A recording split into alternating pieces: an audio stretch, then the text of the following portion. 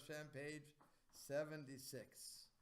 We're going to get into, I'm pretty sure this we got to, the Olam Haba. No, we did this, right? The Ramchal explains that Olam Haba, we'll repeat. The Ramchal explains that Olam Haba will not be the same for everyone. Talking about, this actually runs into what we were just saying. However, people will be examined there, and their levels and their stature will vary to the extent that they have exerted themselves in the world of service in this world. Okay, that's what we were talking about last week, that when it's not everybody gets the same amount or the same Olam Haba, the world to come. It all depends on what we do. And based upon their endeavor to attain some level of perfection. Relative to this amount of exertion and endeavor, the soul will shine on its own and illuminate throughout the body and purify it. Then they, both body and soul, will acquire nobility and elevated stature, and they will be worthy of coming closer to the Master, blessed be He, to bask in the light of countenance and to partake of His true goodness. So they bring down that in 1:12, 1:13 on the notes, it says the level and stature in Olam Haba will depend not only on the endeavor one performed in performing perfection in this world, but also on the exertion he expended. For example, someone who performs the mitzvah of eating matzah on Pesach will derive a different type of spiritual pleasure in Olam Haba than someone who performs the mitzvah of sitting in the sukkah. In addition, the pleasure will also depend upon the amount of exertion that each exhibited in their respective efforts. And then someone born with minimal capabilities or in an era now blessed with role models and support systems is not expected to accomplish the same as the genius of one born in the times of the Beis Hamikdash, the Holy Temple. However, if he exerts himself as much as possible to achieve what can be based upon his circumstances, he will be at a higher level in Olam Haba than one born at the times of the Beis Hamikdash, who could have achieved more had he exerted more effort. So again, we're just the notes suggest bringing out this concept that it all depends on my effort, as we would say in Aramaic, Sa'ara, so that's the agra. According to the stress level, if you will, that's the reward that we're going to get. So we have to put it in. You can't just go like this and say, I did exercise. I did a mitzvah. You can't do that. So you really have to put your efforts into this. And it doesn't matter, God's grading us on a sliding scale. Depends on what environment I have, that's what we're going to determine how far I can go in certain things. But also, if I really excel when there's no environment, I'm even better than the guy who had the environment and didn't excel. You understand what I'm saying? So, because what happens? I'll give you an example in real life. As a Jew, if I have a day school, I send my kids to a day school here, right? And so they're not going to public school. They're surrounded, their environment is totally Jewish. Great. So they have an advantage over another Jew who does not have this total environment of Judaism. So when my kids grow in this environment, if they put their effort in and they really push and push and push, well, then that's fantastic. They'll grow even more than you would expect. But kids being kids, they don't. So I'm not saying my kids, but I'm saying in general. Kids being kids or people being people, there's an environment. It's much easier to be Jewish in an environment that's Jewish. You have services, you have as many as you want, you have classes, it's easy to go to classes. On the other hand, if I have a person in another place, Elkhart, using Indiana as my base here, Elkhart, there's hardly any Jews in Elkhart. Maybe there was at one point, but now there's hardly any. That environment is very rough. So if I'm living in an Elkhart and I'm striving to go to either pray 3 times a day, or to actually get in my car and go to services, which was a half hour from here. Elkhart, 40 minutes. 40 minutes. Imagine somebody comes to a class from Elkhart to come to here, which they do. Sometimes they'll come to a class here. That person who drove that 40 minutes and ultimately 80 minutes gets more reward, if you will, than the person who walks down the street.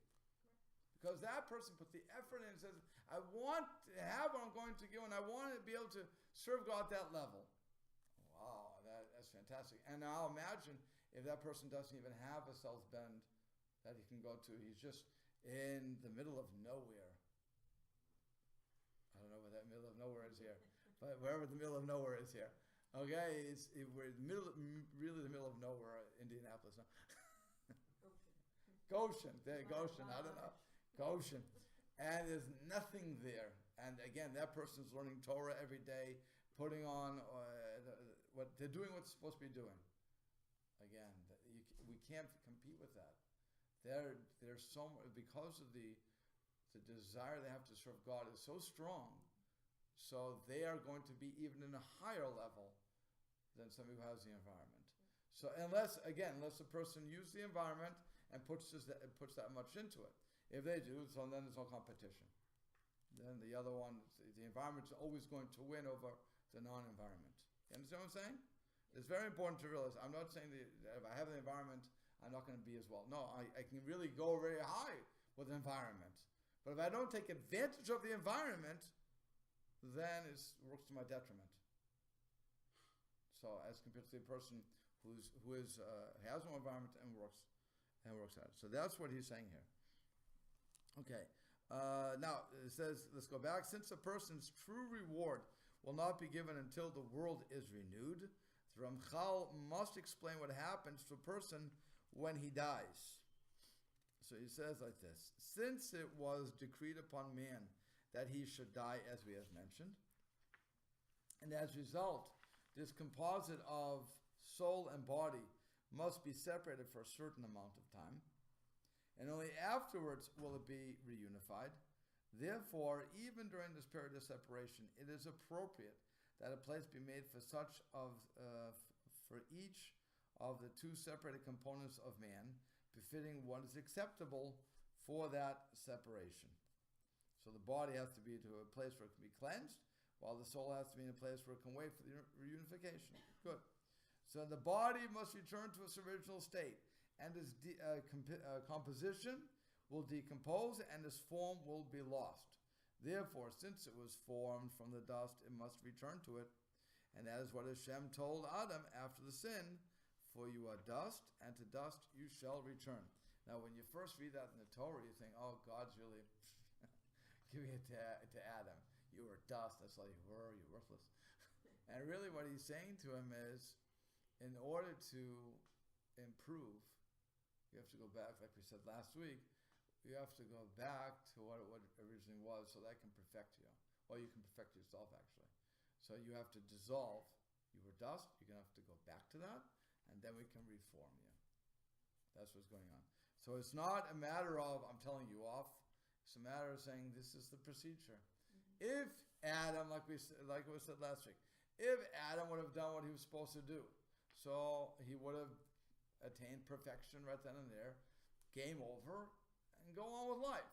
But because he didn't, so that's why we all have to go through this machination and let our soul work on us, bring us up as far as we can. Hopefully our body won't take over, but if it does, again, it even gets worse. But the more and more and more, and then finally death, we go back, get reformed, God makes us again, resurrection, and then the soul can do what it has to do. Okay? That's what he's saying. So now, that's the body. The body has to go back to the ground. And like I said that last week, that's why you have to let it decompose. Which is why when the Egyptians, with their mummification, they didn't do themselves any favors according to this. Because they won't dissolve. So they say that they unwrap the bodies and they're still fully with the flesh, which I think is amazing personally. But they haven't done anything because they haven't allowed their body to dissolve. So therefore, their body, their soul is still waiting for that to happen. It's kind of like breaking down the deficiencies of the body and then rebuilding it with perfection. Right, when God's going to reform it, right. So, but he's saying, yeah, I can't, the God, the way the system now works, that God put into action is that the body must decompose. So if you don't allow the body to decompose, then you're impeding the process back to perfection. By the way, how long does it take when we embalm the bodies today? It also stretches the time out, no? Yeah. It's the point of embalming? Mm-hmm. Yep. Yeah. So, Which was interesting, so we were talking about that, like, maybe we'll do it that way, and just hurry it up, and it's That's right. cheaper, so, Way because I cheaper. don't Is care. it? Give me the ground, Right. I'm fine with the pine box. There you go. So Yeah, thank you want Save some money. you don't want to be cremated, by the way. No. Cremation is also no good. You can't do that. It has to be dissolved. And what is the meaning behind don't do? I'm just curious. Don't do cremation Why? because you're burning a body. It's not your property. The body's not our Okay. property. So God said you have to let it go from dust to decompose naturally. Okay. So if we're going to take over and push that, well, what you've just done is destroyed the receptacle for your soul. The bone? Everything. If you cremate, if one who cremates themselves, if they cremate themselves, by the way, not those who were cremated by others. I want to make that distinction because you had people like the Jews in the Holocaust, that the Germans cremated the remains. Mm-hmm. They're not a part of that because they didn't choose that. That was the Germans doing something. Somebody else is doing it to you. So, and they would have been asked, they would have said, no, absolutely not. We want to be buried. So we can't include those people, but it's those souls. But if somebody chooses to either commit suicide or any one of those things, then they're acting as God, and God says, have a good day. You're not going to be a part of this. Your body is lost. Right. You're playing God, so you can't do that. Okay. However, a soul that has been privileged through its deeds in this world to attain Devekus with Hashem in Olam Haba needs only to look forward until what needs to be done for the body is done. Namely, it has to, like I said, be decompose, and then it can come back. Okay. Meaning firstly the breakdown and the loss, and then it's remaining in the dust of the earth whatever time necessary, and the subsequent reconstruction until the moment of the soul's re-entry into the body. But there needs to be a place for the soul in the meantime. For this, a place called Olam HaNeshamot was designated, in which those souls that are privileged will enter after leaving the body, and they will stay there in a state of rest during the entire period that the body undergoes those things that is meant to undergo. Okay, fine. So, one thing, the Olam HaNeshamot, he points out in 130, the Ramchal refers to this place as Gan Eden, which would be translated in English as the Garden of Eden, the place in which Adam first lived before his sin. Although mankind fell after the sin to a level too physical to allow them to remain in Gan Eden, the pure souls can enter it after death. In Das Tevunot, the Ramchal adds that if Gan Eden is a place suited for souls, the fruits growing there, which Adam was supposed to eat, must not have been fruits like we have in our world. Rather, they were more refined, analogous to the difference between earth and dirt. So it also gives us an interesting insight as to what Garden of Eden was. Unlike what there was once a show called In Search Of, and that was with Leonard Nimoy of blessed memory, who was always saying, they were searching for something, aliens normally. So they actually one time were in search of the Garden of Eden.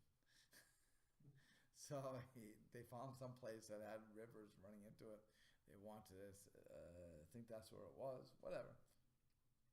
The point that the Ramchal is making is, you're not going to find it. Because the fruits there would not be what we couldn't have those fruits. It's at a higher level. Everything was at a higher level spiritually of we are today. Once Adam allowed the Yetzer Hara inside, if you will, rather than being an outside force, that changed nature. So and what does that mean? That we lost our spiritual connections for a very big part of it. We became, I'll give you the example. You'll tell me the word. I don't know. I get the word. A person is a watchmaker. Okay, he has to have a fine touch. Then what happens is we enslave that person. So he has to do heavy labor. His hands become big. He no longer has a fine touch. What would that be called? Calloused. Thank you. I knew you guys would come up with it. Okay, our souls became calloused, or to that, well, not the soul, but that which in our bodies became calloused, so that the soul wouldn't be able to convince us to feel it anymore. If you understand what I'm saying, that's how far when we allowed the Yetzer Hara in, and it became an integral part to us, and it actually had a little more force, as the Ramchal is saying. So it calloused us. It put more of in Kabbalistic terms, you're putting on a shield, a klipa, a barrier. Thank you. It's good. You're good. You're good tonight. You're very good tonight. Putting up a barrier, and the more we sin, the more the barrier goes. If you think about it, it's like an onion. The more the onion stays in the ground, the thicker it'll get, right? And you have to peel away all those layers to get to the heart of the onion. Fine. So the same thing with us. The more that we sin, the thicker our layers become. And in order to come to Hashem, we have to slowly strip away those outside layers. And as we do, we become more, that's the word, sensitive. We become more sensitive to our surroundings. As we become more sensitive, so then we are able to enjoy the fruits of the labor, if you will. And if you think about it, so I personally do not understand chocolate. I like Hershey's. Don't get me wrong, I like Hershey's. But I don't get the difference between Hershey's and Godiva. And for that, my wife calls me a barbaric. Philistine. Barbaric. Okay. She forbade me from eating Godiva chocolates. Because I would just throw it in my mouth and I would just eat it. She said, "What did you do?" You can't decipher the nodes. Of What? They're nodes. They're like flavor levels. You can't. I just eat it. Down in the chewy. So I just eat it. And she said, "You are not allowed to have this anymore. Period. You can have your Hershey's. Have your Hershey's." Tell her I'll take your share. Okay, but that's the point. As you become more sensitive to something, so then that's becoming closer and closer to Hashem. Using that Godiva chocolate versus Hershey's. Not to insult Hershey's. Not to. I don't. Like I said, for me they're all the same.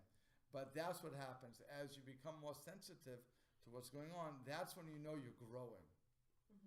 And by the way, it works also with food very nicely too.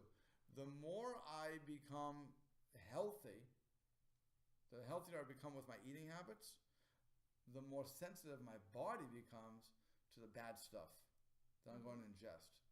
Your body will reject it.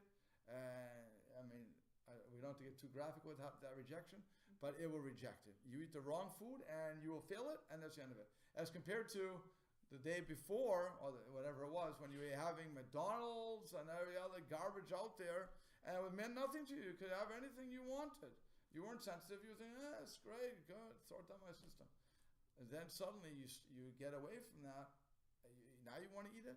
Your body says, no thank you, I don't want that garbage. And it will reject it. Yeah, and also the different levels. If you're just eating sugar and fat, right, you're missing what they call, what the Asians call umami. The different nodes of flavors that you get in all different kinds of foods. When you eat just junk food with right, salt and fat, you are callous and can't taste those different flavors that you're missing and not enjoying. I'll even give you one more example and then I'll go on. A smoker. if you have a smoker, that smoker, 9 times out of 10, if they're a heavy smoker, they've lost some of their taste buds. Yeah, we used to be smokers. Okay. Yeah, we used to. After when you stop smoking, suddenly you're tasting things you never tasted before, and you're saying, "Wow, where does taste come from?" And smell too. Right. I was married. Smell. Right? Smell? I didn't know smell. Yeah. I knew taste. And Well, it red. all runs together, so it I makes don't sense. find that at all. A lot of You don't smoke, though. Yeah, I do. You do? Yeah, I smoke cigars. Oh, but you haven't seen the difference because you haven't No. stopped. Right. And I can taste subtle flavors. Oh yeah. Yeah, I'm a pretty decent cook. Okay. So, I'm just saying that's. If imagine how it would taste if you stopped smoking altogether. You have to try the experiment. How long have you been smoking? this time around, just since the war started. Which one? Which one? World War II? Which Yeah. one? September 11th. Okay. But before that, I went 20 years without smoking much. And it didn't taste. You didn't taste. No. Okay. So you're unique. I'm just saying that's what I've been told by people that they taste things. The point is you're stripping layers away of stuff that you wouldn't think you had, and it's an amazing thing. So that's what's going on here too. I'm just giving examples of how we can apply this to our lives here. Okay. So I said that. Where? I bel Lost. You're still on that paragraph, 81. Which one? the last paragraph there. Okay. So the Ramchal explain that one. What it explains? Okay. What happens to the souls in Olam Neshama? So during that entire period, like I said. Oh, okay. That's what we're saying. Yeah. Those souls will dwell in a heightened state and delight, similar to what will be given to them afterwards in Olam Haba. At the same time of the true compensation that we have previously mentioned. Okay. So for their stature in Olam Neshamot will also be certainly measured in accord with the deeds that they accomplished in this world, upon which will also be measured the full compensation afterwards in its time. Final compensation. What did I say? Not full, but Oh, I'm sorry. Which will be measured the final compensation. Thank you. Afterwards in its time. However, regarding the true perfection that is destined for those who will merit it, it cannot be attained neither by body nor soul until they are joined together a second time after the resurrection. So he says the true reward is given to the entire person after his soul has purified his body, and consequently, as a whole being, that person will derive pleasure through his devekis to Hashem in Olam Haba. So the Ramchal is now discussing what happens to the righteous soul after death. In the Mama Hamikarim, the Ramchal discusses a second possibility for the soul after death. That is, through a person's action in this world, he may not merit to go immediately to Gan Eden. Rather, his soul must first be prepared in Gehenna for its admission to Gan Eden. He will refer to this, we're going to get to that. Okay, we'll get the whole system of Gehenna. Just so we understand, Gehenna would be the Jewish name for purgatory. Purgatory. I don't like the name because it has too many things. But for lack of better terms, hell. But let me explain what it is. So, Gehinnom is a real valley in Israel. And what happened in Gehinnom was that the pagans there would pass the children through fires. To Moloch, yeah. So, well, that was one of the guys, but it could have been a couple of them. But it's they would pass the children through the fires. The children would cry as a result of being burned to death. And the Jews said, that must be what hell is. So it's a real place. Gehenna is a real geographical place on this planet. It's in Israel. I forget where exactly. We read about it in the book of Joshua. It's actually called the Valley of Hinnom, Hinnom's Valley. So like Walton's Mountain, you have this Hinnom's Valley. It's right outside Yerushalayim, isn't it? Sorry? It's right outside Yerushalayim. It could be. I never visited Hinnom. I didn't want to stay there. No. But it's but like I said, so that's where the concept comes from, and so the Talmud goes at long way to say how we are cleansed. We need to go through that cleansing process in order, the soul sometimes, not all the time, needs to go through. It could be a second, of course, in God's second can be 100 years to us, who knows? But we don't know what God's seconds are. But it could be very quick. It may not be necessary at all. It all depends on what the soul is doing. But the soul only needs it because it couldn't control the body. So that's where, in other words, just like I was saying, with if you look at the lungs of a smoker, the lungs are blackened. Okay, if the person stops smoking, supposedly it starts to lose that tar and nicotine.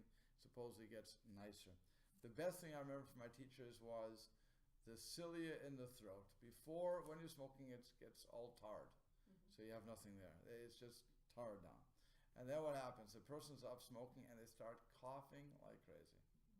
And they say, I didn't cough this much when I was smoking, so they want to go back to smoking. And the doctor says, no, you don't understand. That's part of the healing process, because you hear your cilia is starting to move and they're moving all the garbage out of your lungs. And he says, but this feels horrible. Yes, deal with it. You did it yourself. This is a cleansing process. Same thing. Okay, if I'm going to sully my neshama, my soul has to be cleansed. It may hurt, may not. I don't know. God will, I'll find out. But it's that's what Gehenna would be like. That comparison to the cilia, where it has to stop moving to clear it out. Is it saying that all souls close? No, some souls. Some, okay. Not all. Not all. That's what he's saying. Some souls may have to. Who knows? We're not sure about it. We don't. He says some. He's saying that it's though a person's actions throw. That is through a person's actions, he may not merit to go immediately. He may not. Again, depending on what I do. My Yetzer Hara is only as strong as I make it. We have to understand that. I mean, we can never forget that we always have the free will to do what is right. And whenever we think we don't, we're fooling ourselves. And as long as we understand that, we'll be safe. When we forget that, that's when we make all the stupid mistakes that we make. Because we think, I had no choice. You always have a choice. Right. I like it when you say it's always balanced. It is always because balanced. then it wouldn't be free will. Correct. That was a good way of Right. putting that free will. Yep. So it always has to be there. I've walked it many times. Sorry? I've walked it many times. What? Through Gehenna. Oh, okay. Apparently. It's located beneath Hartzion on one side and the Yerushalayim Cinematheque on the other. Okay, there you go. So you walk through it. it's a neighborhood I frequented, yes. Okay. Let's hope you don't have to frequent it with your soul. Okay. Well, it depends on what's playing at the cinema. Right, okay. So let's go on. So the Ramchal explains that Olam HaNeshamot, again, the world of souls, is more than a waiting room until Techiyat HaMetim, the resurrection of the dead. He says, and yet, besides Olam HaNeshamot, besides the world of souls, being a place for the souls to reside, during the entire period that they are waiting for the body to be readied, as we mentioned in the previous section, there is a further great advantage for the souls themselves, and ultimately for the body as well, for what will be needed at the time of resurrection. This is the following: once the decree was placed upon man that he only arrive at perfection after death, although he was already worthy for it as a result of his deeds during his lifetime, which means that a person's good deeds should naturally perfect him and allow him to come closer to Hashem in this world. However, because of the sin, the body cannot cleanse itself of its own corruptions while still alive. So the Ramchal here, he tells you, interrupts his train of thought to explain why one should be worthy of perfection in this lifetime, although in reality, it will only be received in Olam Haba. He says, because if not for this performance while he was alive, he would never be able to attain any state of perfection. For the time of acquiring perfection is in this world only, before death, as we have mentioned. Once I die, I can't do anything. I'm dead. So, game over. So it's only this world I can do it. So fine. So now the Ramchal now returns to explain what the soul gains in Olam HaNeshamot, describing the state of the soul while in this world. He says, it further resulted from this decree that as long as the soul is in the body, in this world, where evil clings to it, the body, for it is not possible for evil to become completely disassociated from the body while in this world. That's what we did to ourselves, again. The soul will also remain in a darkened and dimmed state. And it says it's like a hot coal in which fire is hidden and no flame is visible. Similarly, although the soul does acquire perfection through the actions of the person in this world, Hashem has decreed that the evil associated with the body does not allow it to be revealed. Until now, we have learned only that the body is damaged by the sin of Adam Arishon. The Ramchal now adds that the soul too, although not damaged, is also affected by the sin, being trapped in the body. The soul itself is suppressed from attaining its true potential. Okay. So even though through the good deeds that a person performs, the soul acquires for itself perfection and nobility, it cannot be revealed, and the soul will be unable to shine with the radiance that is befitting it, according to the nobility that it truly attains. Rather, everything remains suppressed from within until the time when it is deemed appropriate for its revelation. However, the impediment is not based upon imperfection in the soul at all, but rather upon the body, as we have mentioned. As a result of this, the body itself loses out, for during that entire period of time while it is in this world, it will not receive the purification that it was worthy of receiving as a result of the person's good deeds, as we have mentioned. So it's an amazing thing he's saying here. He says, no matter how good we are in this world, no matter how many mitzvot we follow, the commandments that we follow, and stay away from evil, and normally it would have perfected us in the old system. But because of this schmutz, this garbage that we have on us, that can only be taken away by death, decomposition, and becoming reformed. Then, I love that word reformed because I know people are going to take it differently. But that's the only way that we can ultimately come out of this and then perfect our body. Then, with that final perfection, bring us to the next level. So it's an amazing thing that he's saying. You wouldn't have thought it. You would have thought that, okay, if I'm perfect, quote unquote, perfect in this world, I follow what I'm supposed to be doing, that's all I have to do. The answer is no.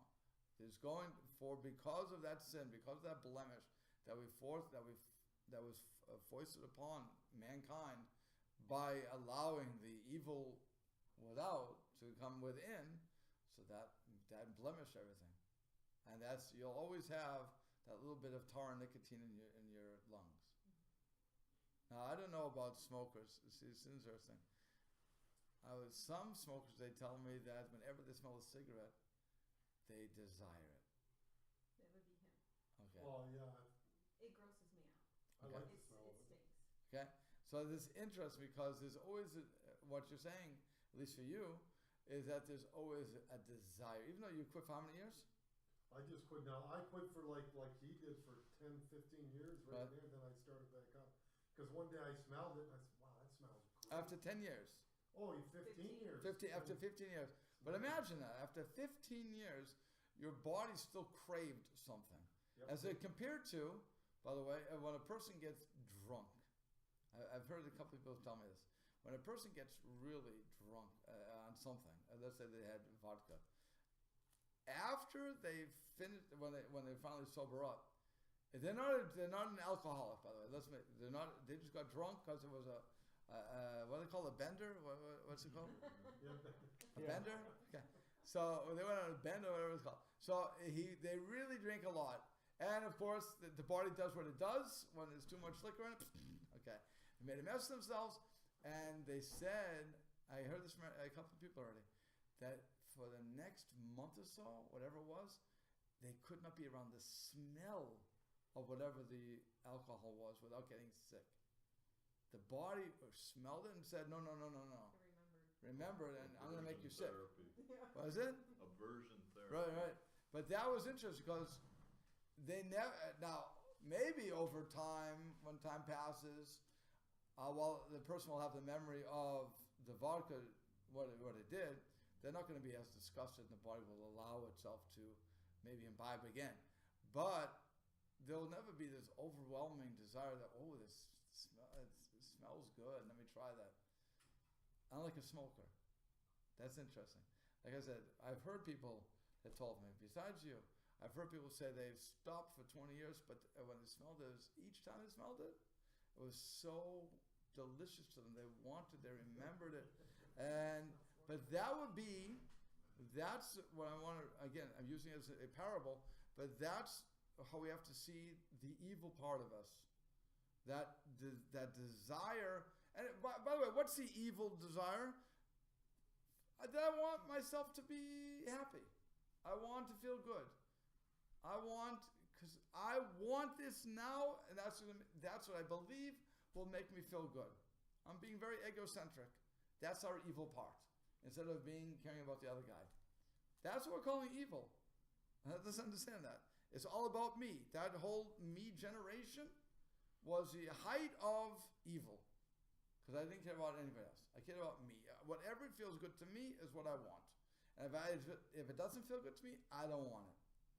Now, you would think that's not so evil. It makes perfect sense. But that's what Adam let in. And the fact that it makes perfect sense to us proves that we haven't got rid of it. And that's what we have to perfect. When we get that, I'm doing this because God told me to do it, because God knows what's best for me. I'm giving up what I believe is best for me, and I'm going with God. At that point, that's Gan Eden. That's in order to the Garden of Eden, because I'm back to where I should be. No matter what we do on this planet, we'll never, ever, according to the Ramchal, get rid of that first initial thing of, it's all about me. And we'll have to stop there. Okay, so we're stopping at the Ramchal on page 86.